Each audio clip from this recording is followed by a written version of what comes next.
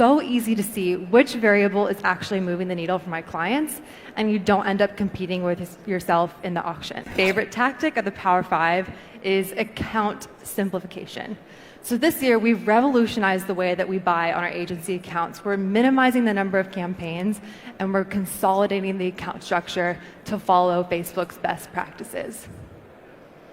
And to show you, this is how we used to buy, and maybe how some of your ad accounts currently look, with hundreds of different ad sets, hyper-segmenting out different audiences, different placements even, by creative type, and you end up with an ad account that is an explosion of data.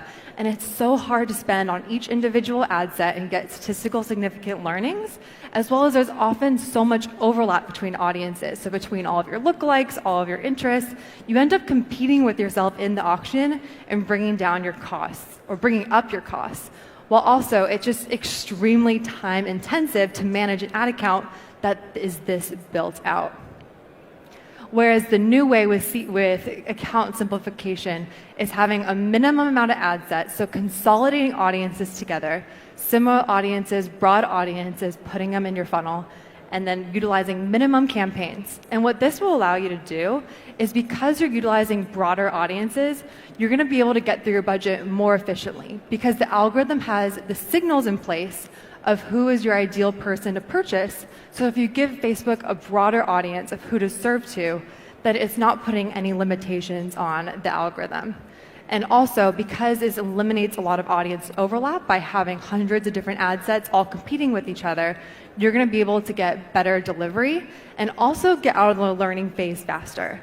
The learning phase is so crucial and important. It's so important that you're out of learning phase so that you can be at the full optimization efforts that Facebook has available to you.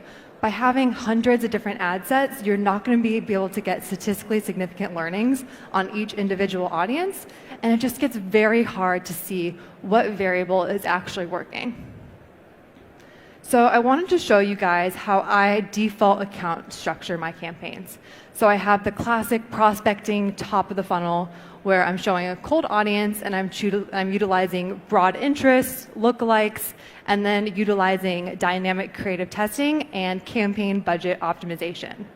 Then I have my middle of the funnel, which is my re-engagement audiences. I'm targeting people who have interacted with the Facebook page, Instagram, video views. And then finally, bottom of the funnel is remarketing. So people who have been to the website, past purchasers, all across the board, utilizing CBO, account simplification, automatic placements, all of the Power 5 tactics. And then lastly, the DPA, dynamic product ads for remarketing. And if any of you guys want a copy of this, I'm going to be at the Facebook ad mixer later today after the speeches.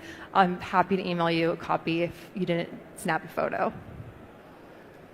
And to show you visually what this looks like for my campaign, so top of the funnel, I have UGC, people talking about the product, keeping it very authentic.